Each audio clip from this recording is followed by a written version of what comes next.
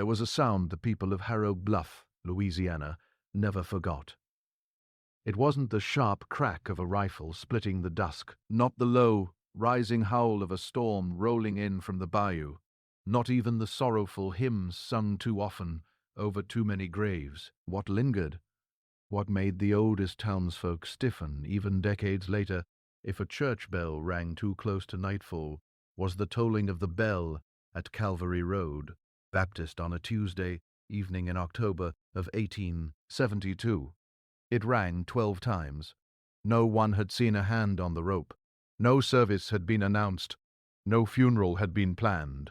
No funeral had been planned. 12 slow, deliberate strikes, the kind that don't echo outward, but seem to sink inward, settling in the chest like a stone dropped into still water. By sunrise the next morning, every member of the Vauclair family, the wealthiest plantation household in the parish, had vanished. All 7 of them. They were gone from a home that still held the warmth of their bodies. Supper sat half-eaten on porcelain plates. A single chair lay overturned at the head of the table. There were no signs of struggle, no broken glass, no blood, no note left behind. The horses remained in their stalls. The doors were locked from the inside. What remained was stranger than what was missing: the county records, at least the few not sealed by order of the parish judge, suggest something even more unsettling, that perhaps not everyone in Harrow Bluff truly wanted the Vauclairs to be found. 7 years after the Civil War, the South wore the costume of peace, but not its spirit. Fences had been mended, churches reopened. Men tipped their hats along dusty roads as if courtesy alone could mend what war had torn apart. But beneath that fragile surface, resentment simmered. The old order had cracked, yet it had not broken cleanly. Its fragments were jagged, and they cut deep. The parish of St. Genevieve lay in the slow, swamp-heavy basin of the Atchafalaya, a place difficult to reach and more difficult to leave. Its largest settlement, if it could be called that, was a scatter of buildings perched on a narrow rise of land, known locally as Harrow Bluff. The name appeared on no official state map, but anyone within 40 miles knew it well. There was Dupree's general store, the blacksmith's shed, and a post office that operated out of a kitchen 3 mornings a week. And at the western edge of town stood Calvary Road Baptist Church, built in 1841, its white wooden steeple rising above the cypress trees, even when morning fog swallowed everything else whole. 3 miles south, along a road that flooded each spring and hardened into deep ruts each summer, stood the Vauclair Plantation. It was not the grandest estate in Louisiana. Families in Natchitoches and Baton Rouge boasted larger columns and finer stone. But the Vauclairs understood something more enduring than marble. Time itself was power. They had been in St. Genevieve longer than anyone cared to challenge. Genevieve Parish since before the Louisiana Purchase. They had survived yellow fever, the British, the floods of 1849, and with considerably more difficulty, the outcome of the war between the states. The head of the household in the fall of 1872 was Edouard Vauclin, a man of 53 who had once been considered handsome in the way that men with money are always considered handsome, and who had aged into something harder and more difficult to read.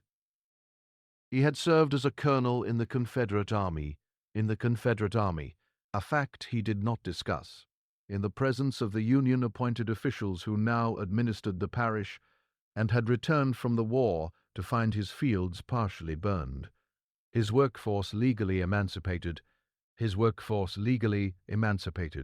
and his finances in a condition he described to no one, and refused to acknowledge in writing. His wife, Henrietta, was 3 years younger than he was, and had lived most of her married life in the careful, watchful way of women, who understand that their security depends entirely on the stability of someone else's temperament. She managed the household with precision and spoke in a low, measured voice that visitors often mistook for gentleness.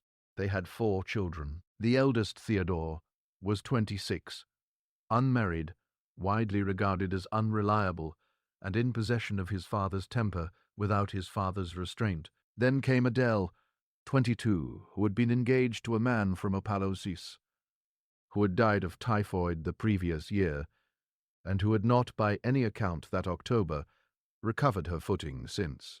Leon was 17, quiet in the particular way that people notice only in retrospect, and the youngest was Margot, 13, who had inherited her mother's careful eyes and her father's refusal to display what she actually felt. That was 7 if you count the elderly Aunt Celeste Vauquelin, 71 hard of hearing, sharp of mind, who occupied 2 rooms on the eastern side of the house, and who had been in the years before the war one of the most influential women in the parish, the 8th member of the Vauquelin household, and this is the detail the official account would later work very hard to minimize, was not of Lair at all. His name was August, no surname in the county records. He had been before emancipation enslaved on the Vauquelin property. He had remained after, in a capacity that was poorly defined and inadequately compensated, as was common throughout the post-war South, for men and women whose freedom had arrived faster than any system to support it. August was 44 years old, widely known in hieroglyph, and described in the single surviving account from that period as a man who remembered everything and said very little. He was not in the house when the family vanished. He was the one who found what they left behind. The evening of October 14, 1872 began without incident, which is to say, it began the way most of the evenings in Harrow Bluff began, with the light going amber over the water and the insects starting up their machinery in the cypress roots, and the smell of wood smoke beginning to come from the kitchens of the houses along the ridge. The Calvary Road church bell was set to ring twice daily, once at 7 o'clock in the morning and once at noon. Those were the customs. They had not varied in 20 years. The bell was not rung at night. It was not rung on a Tuesday with no service scheduled. It was not rung 12 times in slow, deliberate succession, with pauses between each stroke long enough that a man walking from his porch to the edge of his property and back again could count them without hurrying. But that is what happened at approximately 7 in the evening of October 14th. Elias Fontenot, the owner of the general store, was locking up when he heard the first toll. He stopped, key in hand, and counted. His wife, Doré, who was walking back from her sister's house 2 streets over, heard it from the road and stood still in the mud and counted. A northern man named Graves, who had arrived 2 years earlier as part of the Reconstruction era educational effort and had never fully been accepted, heard it through his boarding-house window and wrote the count in his personal journal that same night, a journal that would not surface until 1931 when his granddaughter donated it to a library in Ohio. 12 strikes, then silence. No one ran to the church immediately. That is a detail worth dwelling on. In later accounts, several people would say that something about the sound, its evenness, its patience, made them reluctant to move toward it. Fontenot described it as the kind of sound that tells you it is already done with you, whatever. Detailed, it is. His wife said she felt cold in a way unconnected to the temperature. It was Graves, the school teacher, who eventually walked to the church, arriving perhaps 15 minutes after the last toll. He found the door unlocked. It was rarely locked. This was not that kind of place. And he found the bell rope hanging straight and still. The sanctuary was empty. The candles on the altar were not lit.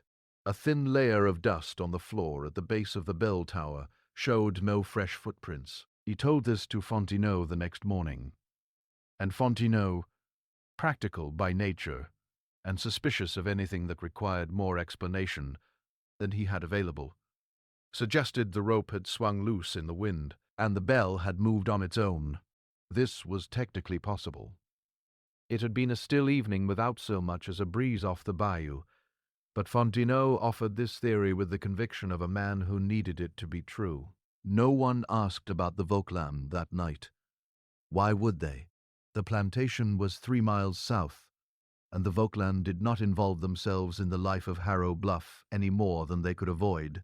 It was August who came into town the following morning, on foot at a pace that the people who saw him described later as not quite running, but not quite walking.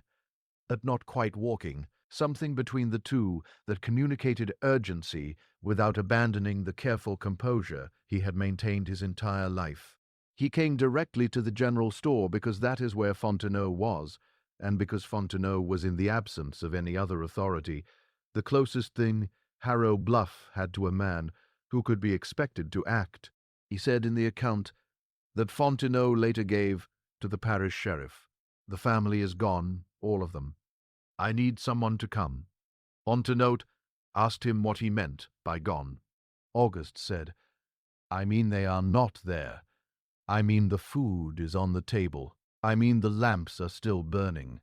I mean go and see, because I don't have words for what I saw."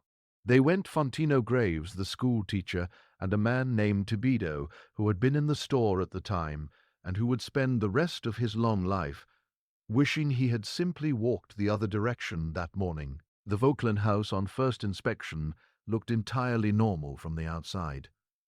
The shutters were open as they would be on a warm October evening. The horses were in the stable, all 4 of them, which was the detail that first struck Fontenot as genuinely wrong, because even in the most abrupt of departures, horses go with their owners. The chickens were roosting in the yard. A dog, a large brown hound that belonged to Theodore, was sitting on the front porch with its chin on its paws, watching the 3 men walk up the road, and it did not bark. It moved aside when they climbed the steps. It did not come inside. The front door was standing open. The interior of the house, in that first October morning light, was one of those images that once described to you becomes difficult to dislodge. The central dining room showed evidence of a meal in progress. 7 place settings with varying degrees of food remaining. A serving dish of sweet potatoes sat in the middle of the table, still covered. The bread basket had been partially emptied. 3 of the 7 glasses held wine. 1 chair, the one at the head of the table, which belonged to Edouard, had been overturned, but not violently. It had fallen backward, as a chair does when someone stands quickly and unexpectedly, without the force of anger. The candles had burned down to stubs in their holders, which told Graves, who noted this in his journal, that they had been left burning for the better part of the night. There was no evidence of fire beyond this, no scorching, no ash, except what had dripped from the candles themselves. In the kitchen, the stove was still warm. In the upstairs bedrooms, 2 of the beds had been turned down for the night, but not slept in. Margot's room had a hairbrush set out on the dresser. Adele's had an open letter on the writing desk, blank as if she had sat down to write and been interrupted before she could begin. Celeste's 2 rooms on the east side were as orderly as rooms that belonged to a 71-year-old woman of discipline. Her Bible was opened on the table beside her chair, and her reading glasses were folded on top of it, as if she had set them down to rest her eyes and intended to return. There was no note. There was no indication of where 7 people had gone, on foot or otherwise, in an evening that 12 witnesses would later confirm had been entirely silent after the tolling of the church bell, with no sound of carriages or horses or voices carrying across the flat water-saturated land in any direction.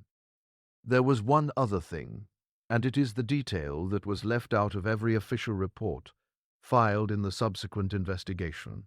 In the narrow hallway that connected the main house to the back entrance, the servants' passage, as it would have been called in the years before emancipation, scratched into the plaster of the wall at approximately shoulder height, in characters that took Graves 3 full minutes to identify as an approximation of letters, were 7 marks. Not ornate, not ritual-looking in Graves's assessment, just marks, the kind a man makes when he wants to record something, without being certain who will be able to read it. When Graves described this to the Paris sheriff, who arrived 2 days later, the sheriff said he had not noticed any marks in the hallway.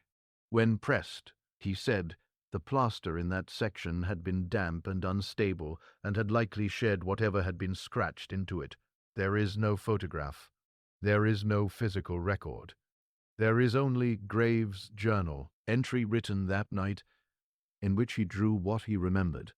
7 marks that he would spend the next 40 years trying to identify and never quite succeed. He had one theory which he did not record until 1889, 17 years after the event, in an addendum squeezed into the margins of the original entry. He thought, though he could not be certain, that the marks resembled numbers, that they were perhaps a count, and that the number they counted was 12. What followed the disappearance of the Flair family was not, by the standards of 1872 Louisiana, an investigation. It was the performance of an investigation, the going through of motions by men who were either genuinely baffled or genuinely relieved, and it was not always possible to tell which. The Paris sheriff, a man named Arseno, who had held the position since before the war, and who had survived the transfer of power during Reconstruction by the simple expedient of making himself useful to whoever currently held authority, arrived at the Vauquelin house 2 days after August's report. He was accompanied by 2 deputies and by the parish judge, a northerner appointed under the Reconstruction administration, whose name was Harlan Prioit, a man who in the 3 years since his appointment had developed the particular wariness of someone who has realized that the institution he represents is held in contempt by the majority of people around him, and who has decided to work in those constraints rather than against them. Arseno found nothing that Fontenot, Graves, and Thibodeau had not already found. He interviewed August, who told him in careful measured terms what he had seen and when he had seen it. He interviewed Fontenot and Graves. He sent deputies to ask questions of the neighboring plantations, the Devo property 1.5 miles to the north, the Broussard farm to the east, and received from both directions the same answer. Nothing unusual had been seen or heard on the evening of the 14th. What the investigation did not examine, at least not formally, was the Vauquelin family's circumstances in the months preceding the disappearance. This was depending on how charitable you wish to be about Arseno's competence, either an extraordinary oversight or a very deliberate omission. Because the Vauquelin family's circumstances in the fall of 1872 were not simple. The plantation had been operating at a loss since the end of the war. This was not unusual. The entire agricultural economy of the region had been restructured in ways that the old planter class had never adequately adapted to. But the Vauquelin's losses had a particular character. They had continued in the years following emancipation to operate their labor arrangements in ways that the Freedmen's Bureau had formally objected to on 3 separate occasions. The contracts offered to formerly enslaved workers were structured to keep those workers in a condition of perpetual debt. Charges for housing, for food, for tools tallied against wages that were set low enough to ensure the balance never resolved in the workers' favor. This was not uncommon in Louisiana in 1867 and 1868. By 1872, it had become, if not illegal in practice, then at least visible enough to attract unwanted attention. A man from the Bureau named Whitfield, one of the few names that appears in multiple independent records from this period, had visited the Vauquelin property in March of 1872. His report, which survives in fragmentary form in a federal archive in Washington, described what he called conditions of informal bondage, maintained through economic coercion, and recommended formal action. The recommended action had not been taken. The reason it had not been taken is unclear, though it is notable that Whitfield was transferred to a different assignment in Arkansas 6 weeks after filing his report. There were also financial obligations. The Vauclin property was mortgaged heavily to a bank in New Orleans that had extended considerable credit during the war years and was now in the complicated financial landscape of reconstruction in the process of calling in its debts. The principal creditor was a man named Delacroix, who had, according to 2 letters that survive in private correspondence, sent a representative to Harrow Bluff in September of 1872, 3 weeks before the disappearance, to discuss terms. Whether that meeting took place and what was said in it was never established. And then there was the matter of what August knew. He was not formally interviewed as a witness. He was interviewed as what the period would have designated him, a laborer on the property with relevant information. The distinction mattered enormously in 1872 Louisiana because it affected what weight his account was given, what questions he was asked, and crucially what questions he was not asked.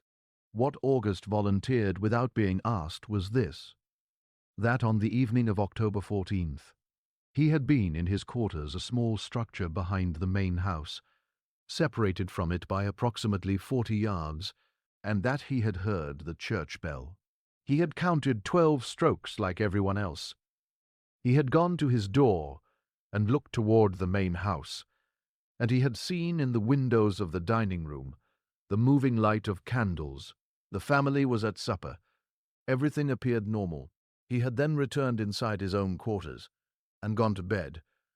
In the morning, he had gone to the main house to begin his usual work and found what he found. He did not say anything further in the formal interview. What he said to Graves privately, in a conversation that Graves recorded in his journal, was different. It was 3 sentences offered quietly without elaboration, and Graves wrote them down, exactly as August had spoken them. I knew something was wrong with that family 3 months ago. I knew it when I found the letters. I knew it when Theodore came back from New Orleans and wouldn't look at his father. Graves asked him, "What letters?"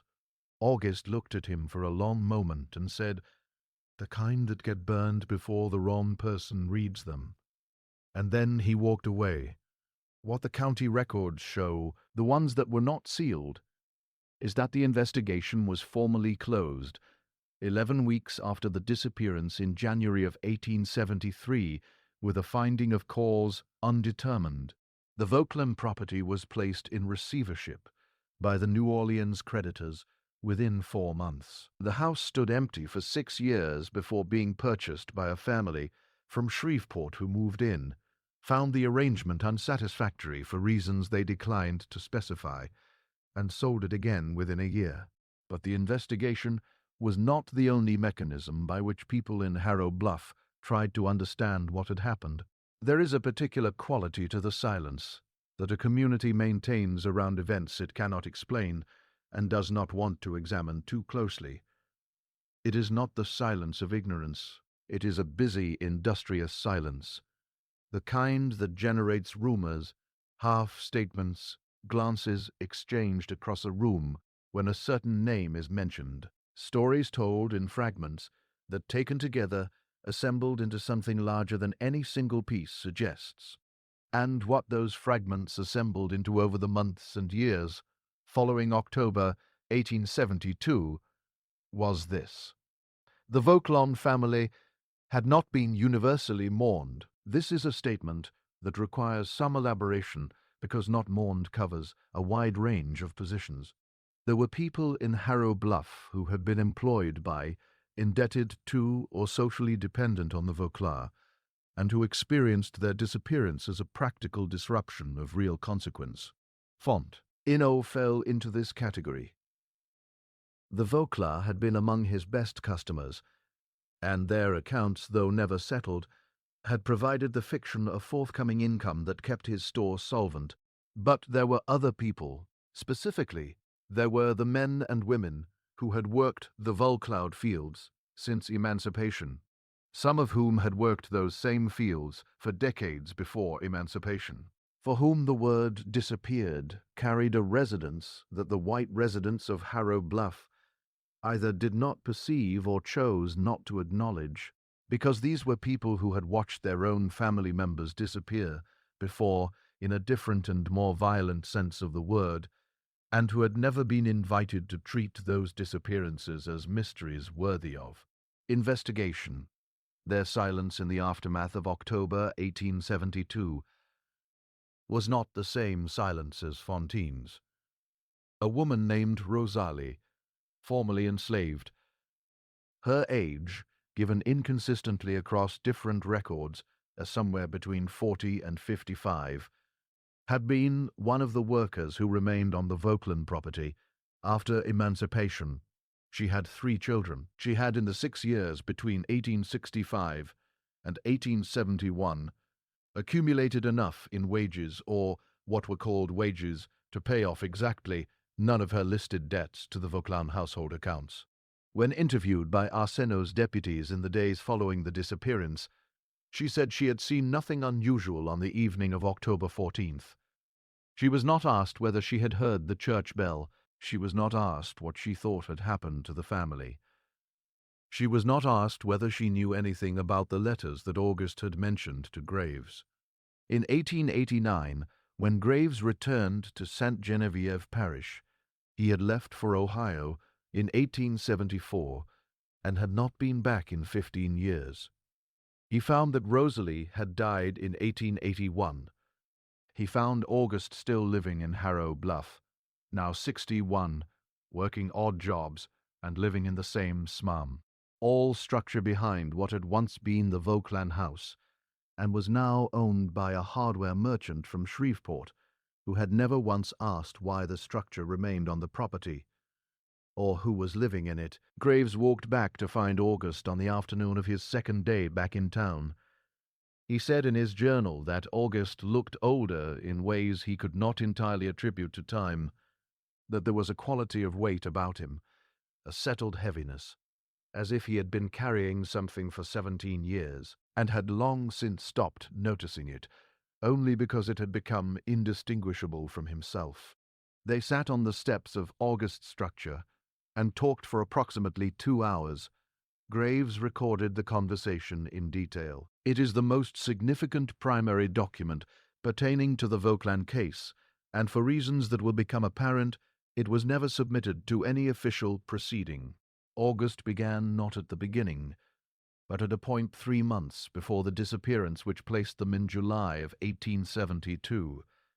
That July, Theodore Vauclair had traveled to New Orleans and returned, changed. This was not entirely unusual. Theodore traveled to New Orleans, occasionally to manage what remained of the family's business relationships there, and he often returned in a poor mood. But this time was different. August described it carefully.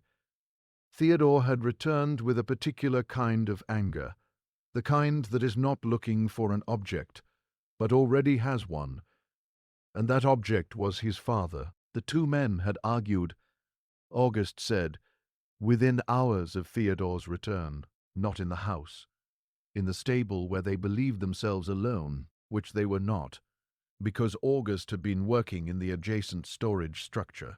He did not hear everything. He heard enough. Theodore had found something in New Orleans, or had been told something. August was not certain which. What he was certain of was the phrase that Theodore used, which August repeated to Graves in 1889 with the precision of a man who had turned a sentence over in his mind so many times that it had worn smooth. You sold a man who was not yours to sell.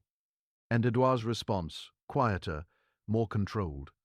That is not what happened. And Theodore, then tell me what happened. Tell me what you did with the money. Tell me where he went. The argument ended shortly after. August did not know how it ended. They had moved deeper into the stable, and he had not been willing to position himself more obviously. What he knew was that Theodore did not come out of the stable for 2 hours, and when he did, he walked past August without looking at him, in a way that August described as like I was something he was ashamed to see. Now, here is where the account begins to layer in ways that require careful attention. Because what August told Graves in 1889 was not a simple story. It was a story with architecture, with rooms that opened onto other rooms, and some of those rooms were dark, and August had been deliberate about which ones he opened and which ones he left closed. Edward Vauclair, in the years before the war, specifically between 1857 and 1863, had engaged in a practice that was in those years legal but poorly documented. The sale of enslaved people across state lines into the Deep South cotton states, where the conditions were considerably harsher and the likelihood of return was correspondingly smaller. This was not uncommon. The coastal South, with its older, more established plantations, regularly sold surplus labor into the expanding territories. What distinguished Edouard from his contemporaries was not the practice itself, but the particular accounting he kept of it, which is to say, he kept almost none. What Theodore had found in New Orleans, August believed, was a record, not a complete record. Records of this kind were rarely complete, but enough of one to establish that Edouard had sold at least one person under conditions that were even by the standards of the time legally questionable. Specifically, a man who had been promised his freedom by Edward's own father in a document executed in 1851, and whose freedom had therefore, under the law, as it stood, already been legally established at the time of his sale. Edward had known about the document. The money from the sale had gone to cover plantation debts. The man had gone to Mississippi. His name, as August gave it to Graves, was Thomas Dufresne, a free man of color who had worked as a carpenter, whose freedom papers had been issued in New Orleans, and whose subsequent sale into bondage had depended entirely on the destruction of those papers and the assertion that no such document had ever existed. Graves asked August how he knew this. August said, "Because I helped him write the letter to New Orleans, asking for copies 3 years before the war. I was the one who could read." He looked at the fading light over the cypress line for a moment, and then said he never got a response. We didn't know why then. Now Graves understood the letters, the ones August had mentioned 17 years earlier, and declined to elaborate on. In the spring and summer of 1872, Thomas Dufresne, or someone acting on his behalf, or possibly a surviving family member, or possibly an attorney, had made contact with the Vauclair household. Whether these letters were addressed to Edouard directly, or came through some other channel, August did not say. What he said was that he had found them unburned in a waste basket in Edward's study on a morning in late August when he had been cleaning the room, and had recognized the handwriting on one of the envelopes. He did not read them. He said this plainly, and Graves believed him, because August was precise about what he did, and die, not know, and that precision was the most convincing thing about everything he said.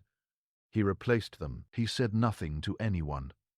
And then 6 weeks later, the church bell rang 12 times on a Tuesday evening, and the Visclam were gone. Graves, sitting on those steps in 1889, asked the question that he had been building toward for the entire conversation. Did August have any idea what had happened to the family? August was quiet for a long time. The sun had gone behind the cypresses. The insects had begun their evening work in the roots and the water. Then he said, "I have ideas. I don't have proof, and proof is the only thing that matters to you people." Graves said, "What do you mean?"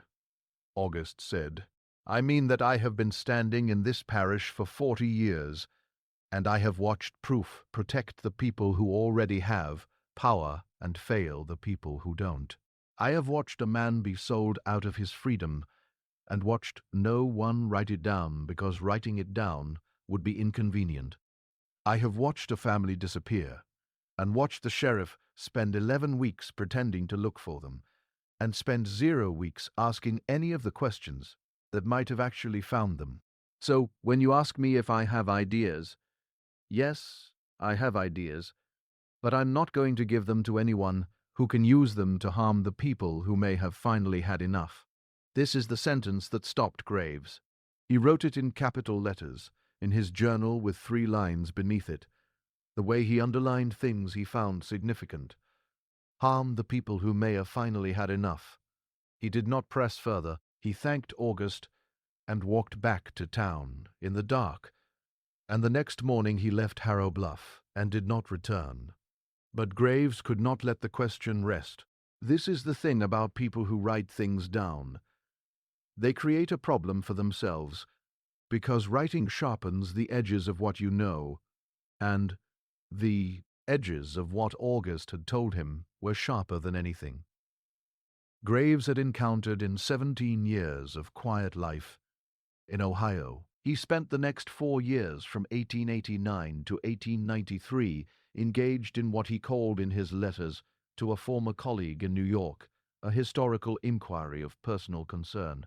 He wrote letters. He made 2 trips to New Orleans, where he spent time in the archives of the Freedmen's Bureau, in the records of a parish courthouse, and in the offices of 2 attorneys who had dealt with freedom cases in the 1850s and 1860s. What he found was this: Thomas Dufresne had existed. His freedom papers existed. His freedom papers existed, or rather the record of their having existed, in the form of a registry entry in New Orleans that recorded the issuance of the document in 1851 under the authority of a notary named Baudouin. The document itself was not in the registry. The entry was there. The paper was gone. Thomas Dufresne had been sold in December of 1858 to a plantation in Sunflower, County, Mississippi. The sale record listed him as an enslaved man with no legal status. There was no notation of any conflicting documentation. The price paid was $420. After 1858, Thomas Dufresne's name did not appear in any record Graves could find until 1867, when a man of that name, age listed as approximately 45, occupation carpenter, was registered with the Freedmen's Bureau in Natchez, Mississippi. This man had been emancipated by the 13th Amendment in 1865. He had spent 2 years working in Natchez. In 1869, he had traveled to New Orleans.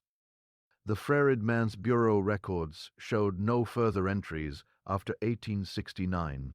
In a New Orleans city directory for 1871, a Thomas Dufresne carpenter was listed at an address in the Trenner neighborhood. In the 1872 directory, the listing was gone. Graves could not find what had happened to Thomas Dufresne. After 1872, he could not find a death certificate. He could not find a forwarding, a certificate. He could not find a forwarding dress. He could not find any record of his leaving New Orleans. He could find in the records of a New Orleans law office a record of a consultation in March of 1872 between a T. Duane and an attorney named Bonville concerning a civil matter described only as recovery of status and damages. The case had not proceeded to filing. Graves stared at that entry for a long time. Recovery of status damages. March 1872. And then 6 months later, in October, the church bell rings 12 times, and the Vauquelin family is gone from their house. Something had happened in that interval. Something had moved. But here is what Graves could not determine, and what remains to the extent that anyone has pursued this question, which is almost no extent at all, the central, unresolved matter of the entire affair. Who rang the bell, not in the sense of the physical action, though that was never explained either, but in the sense of intent. The bell had been rung. Someone had wanted it rung, and the ringing had been heard by everyone in Harrow Bluff, had fixed the time, had created a collective witness to the hour at which the evening had broken from its ordinary course. If the tolling was meant to signal something, a departure, a summoning, a deadline, then someone had known what was going to happen that evening. And if someone had known, then the disappearance of the V. Cloud family was not an event that had simply occurred. It was an event that had been arranged. Graves wrote this in his journal on the night of November 14th, 1893, exactly 21 years after the bell had rung. He underlined it once. He did not sleep well that night. Just when we thought the mystery of Harrow Bluff might have a simple answer, just when it seemed we were close to the edge of what could be known, the truth turned out to have more layers. If this story is giving you chills, share it with someone who loves dark mysteries. Hit that like button and subscribe so you never miss what comes next. Because what Graves found in the following months changed everything he thought he understood about that Tuesday in October. There is a tendency in stories like this, one to arrive eventually at a single explanation, a clean, manageable truth that accounts for all the details and allows the listener to close the book. This story does not offer that. What it offers instead is something that, depending on your disposition, you may find more disturbing or less. A convergence of pressures, a set of circumstances so precisely aligned that what happened in Harrow Bluff on October 14th, 1872, seems in retrospect almost inevitable. Let us assemble what we know. Edouard Vauclair had in 1858 sold a man named Thomas Dufresne under circumstances that were at minimum legally questionable and at maximum an act of deliberate fraud against a free person. He had done this to cover a debt.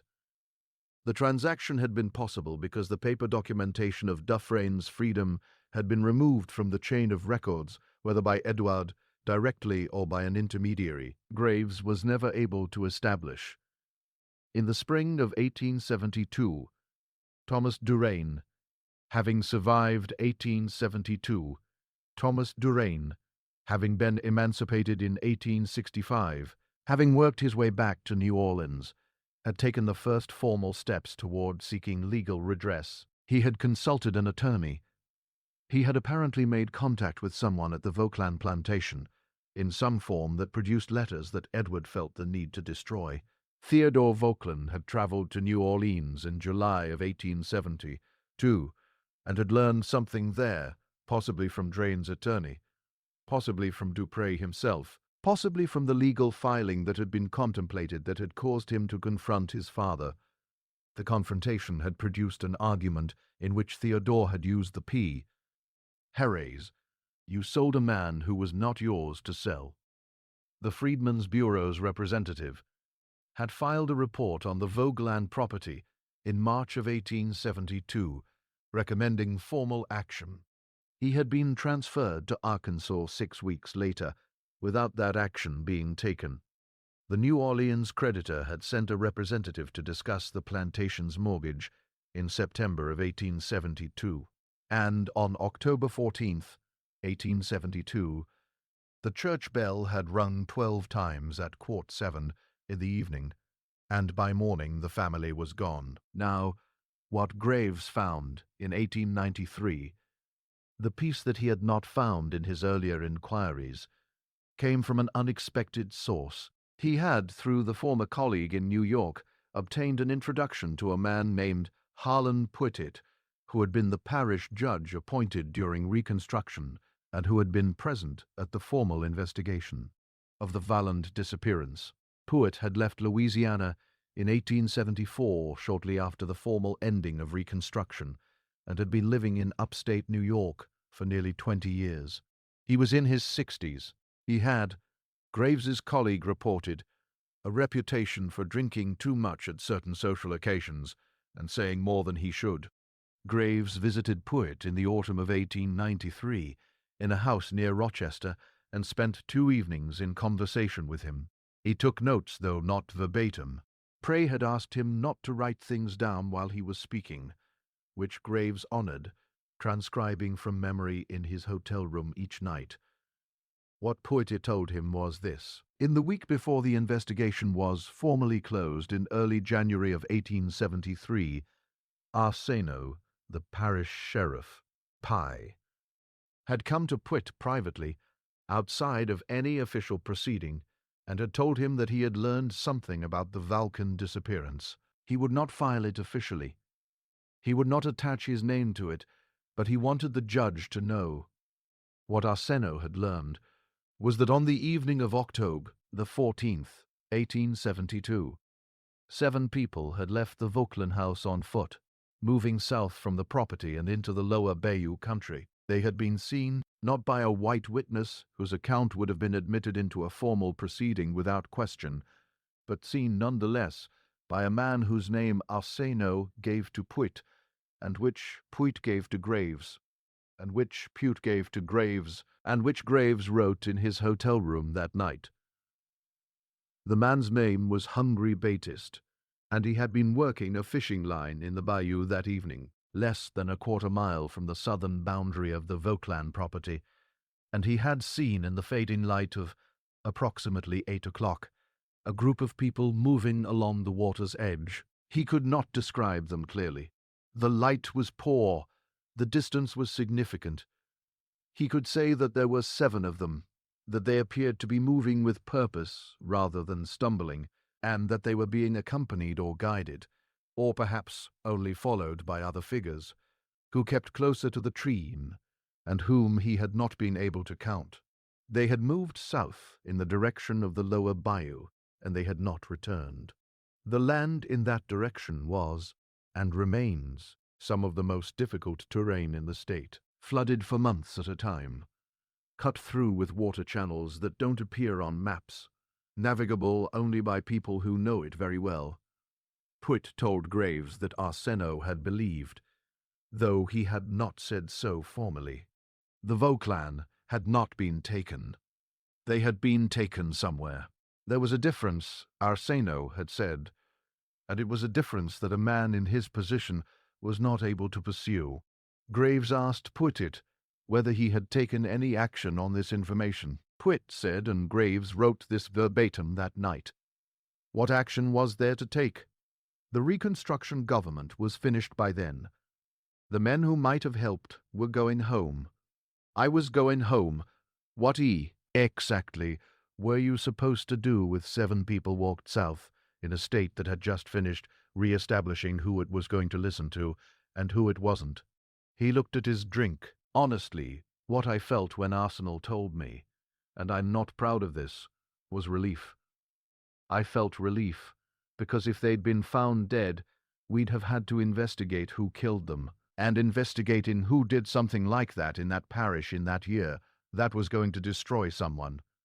And I didn't know who I could afford to destroy. So let us follow them south. Let us try. Because the lower bayou country of St. Genevieve parish in October of 1872 was not empty. It was home, as it had been for decades, to a population that the official maps and census records of the period almost entirely failed to document. Communities of formerly enslaved people, free people of color, mixed-race families, displaced Creoles, people who had learned over generations that the margin between the mapped world and the unmapped world was the safest place to live. These were not hidden in any dramatic sense. They were simply outside the attention of the administrative apparatus. The bayou country required specialized knowledge to navigate, and the people who possessed that knowledge were not people the sheriffs and planters and creditors of the parishes were in the habit of consulting. What Graves assembled slowly over the remaining years of the 19th century, through a combination of letters, interviews, and the particular patience of a man who has made a project of an obscure truth, was a partial picture, not a complete one, a picture with significant areas of darkness, and Graves was honest enough about this, that he did not claim more than he could demonstrate. Thomas Doraine had not remained in New Orleans after March of 1872. He had gone south. He had people there, a sister at minimum, and possibly others who, had been displaced from the Vauclin property over the preceding decade. He knew the bayou country because he had grown up on its edge. He knew its channels and its hidden elevations and its possibilities. Between March and October of 1872, something had been built. Graves did not know the word for it. He used arrangement in his notes, which is perhaps the most honest word available. An arrangement had been built over the 7 months between Thomas Dufresne's consultation with an attorney and the night of October 14th among a group of people whose names Graves recovered partially. Dufresne, a man he referred to only as R, formerly of Vlare, which may or may not have been a reference to Rosalie, and several others, who remain entirely unnamed. What the arrangement produced was not violence. This is the thing that Graves came back to repeatedly in his notes. He found no evidence of violence. He found no graves. He found no accounts of injury or harm. He found evidence, fragmentary, indirect, assembled from the margins of other people's records, of something that was at its core a negotiation conducted entirely outside any official framework, by people who had learned through long experience that official frameworks did not work for them. What Graves came to believe, and he was careful to present it as belief, not fact, was this. The Vauclin family had been confronted on the evening of October 14th with something they could not refuse, not at gunpoint. Graves found nothing to support that, and August, when pressed on the question in a final letter exchange, in 1895, 3 years before his death, said simply, "No one was hurt. That was the condition. No one was hurt. No one was hurt. The condition, which means there were conditions, which means there was a negotiation, which means that the chair at the head of the table had fallen backward, not because Edward Vauclair had been dragged from it, but because he had stood up quickly, because someone had come to the door, or sent word, or been admitted. And what they brought with them was enough to make a man stand up from his supper table and decide in that moment that he was not going to fight. What was brought to the door that evening, Graves believed, though he could not prove that it was documentation.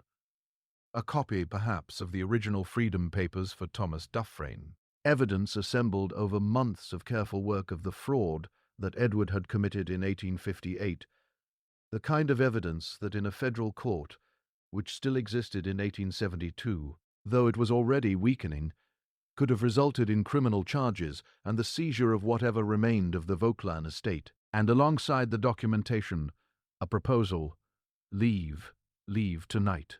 Leave the house, leave the property, leave the parish, and leave the state, if you are wise. Because the alternative, and this is the piece that Graves never fully worked out, because it required him to understand a social calculus he had only partially grasped.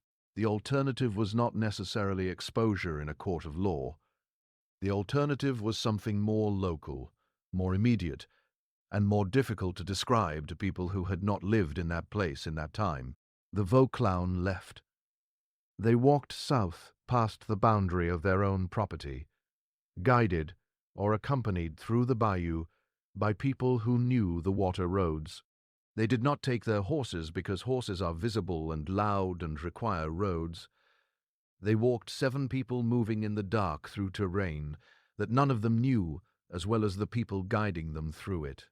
Where they went after that. Whether they crossed into Texas or moved to Florida or scattered into the Gulf Coast settlements where records were thin and names meant less. Graves never found out. He found no death certificates. He found no detail, buyard records, or land purchases, or census entries for any of the Vauclin family names, in any state for any of the 7 individuals in the 30-year period following the disappearance. This could mean many things. People change their names. Records burn. The frontier west in the 1870s and 1880s was full of people who had stopped being who they had been somewhere east of the Mississippi. He found one thing in the records of a small Catholic church in Galveston, Texas. In the baptismal registry for the year 1874 was an entry for the baptism of a child whose parents were listed as H. Vuang and A. Vuang. Nai Devo. The spelling was not identical to Vauclan, but it was close enough that Graves circled it in his notes and drew a line from it to the page where he had listed the Vauclan family members. Adele, who had been 22 in 1872, and who had been engaged to a man who died of typhoid, and who might, in 2 years and across the Gulf of Mexico, have married someone whose name on a foreign registry came out slightly wrong. Graves did not know. He wrote in the last entry concerning the Vauclan case, dated February 4th, 1899, 11 months before his own death. I cannot prove anything about what happened to them. I cannot prove anything about who moved them or why or under what terms. What I can say with the confidence of a man who has spent 30 years looking at this from every angle available to him is that no one in Harrow Bluff, Louisiana, was sorry when the Vauclans walked out of that house and did not come back, and that the bell that rang 12 times on a Tuesday evening, the bell that no one rang in a church that was empty on a night without wind, rang exactly the number of times it needed to ring to make sure that everyone in that parish heard it and counted and would remember later that they had counted because someone wanted witnesses, not to a crime, to a departure. The Calvary Road. B. Baptist Church in what was once called Harrow Bluff, Louisiana, still stands. The settlement around it has faded almost entirely. A few foundation stones, a cemetery with more unreadable markers than legible ones. The elevated ridge itself still visible, if you know what you are looking at in the cypress country south of the Atchafalaya. The church building was repaired twice in the late 19th century and fell into disuse around 1910. The bell was removed sometime after that. The precise date is unknown. The bell tower itself still stands open to the sky, its wooden frame silvered by more than 150 years of Louisiana weather. The V.V. Flown family was never declared legally dead. Their estate, or what remained of it, after the creditors finished, was distributed in 1876 to parties in New Orleans. There is no memorial. There is no marker. There is in the St. Genevieve Parish Courthouse a file folder containing 11 weeks of investigation documents that is remarkable primarily for what it does not contain. No interview with August conducted after the first 24 hours. No inquiry into the Freedmen's Bureau report. No follow-up on the New Orleans creditors or the attorney Bomb. No record of Henry Batiste's account of the figures moving south in the evening dark. Graves' journal, donated by his granddaughter in 1931 to the Harlan County Public Library in Ohio, was catalogued as personal diary school teacher Louisiana 1872-18999 and was not examined in any scholarly context until 1974 when a graduate student at Tulane who was researching Reconstruction-era labor practices in the Atchafalaya Basin came across a reference to it in another archive. IBIOT to Ohio, requesting a copy. The graduate student's dissertation, completed in 1976, contains a chapter on the Vauclan disappearance. The chapter is careful, appropriately hedged, and scrupulously avoids claiming more than the evidence supports. It concludes with a paragraph that has stayed with everyone who has read it. What the record of the Vauclan disappearance shows more than anything else is the shape of the things that were not recorded, the absence of August's testimony in the official record, the absence of any formal inquiry into the family's labor practices, the absence of Thomas Dufresne from every document after March 1872. These disappearances were not accidents. They were decisions made in the moment about what would be preserved and what would be erased. The bell rang. Everyone heard it. Yet no one with authority ever thought to ask why. August died in 1898, He lies in a modest cemetery at the edge of what used to be the Vauclain property. The people who buried him left no names behind in any ledger, but they left a marker. It bears only one word, August. Beneath it, 4 simple words. He remembered everything. There is no birth date, no surname, just the essence of what they believed mattered most. More truthful than most epitaphs, more intentional than most silences. The church bell has not tolled 12 times since October 14th, 1872, and if it has, there has been no one left in Harrow Bluff to count the chimes. So what do you think happened that night? Did the Valkans leave of their own accord? Or were they presented with a choice that was never truly a choice at all? Tell us what you believe in the comments. And if this story lingered with you, if you found yourself questioning, long after it ended, whether some part of it might be true, then you already understand why we share these tales.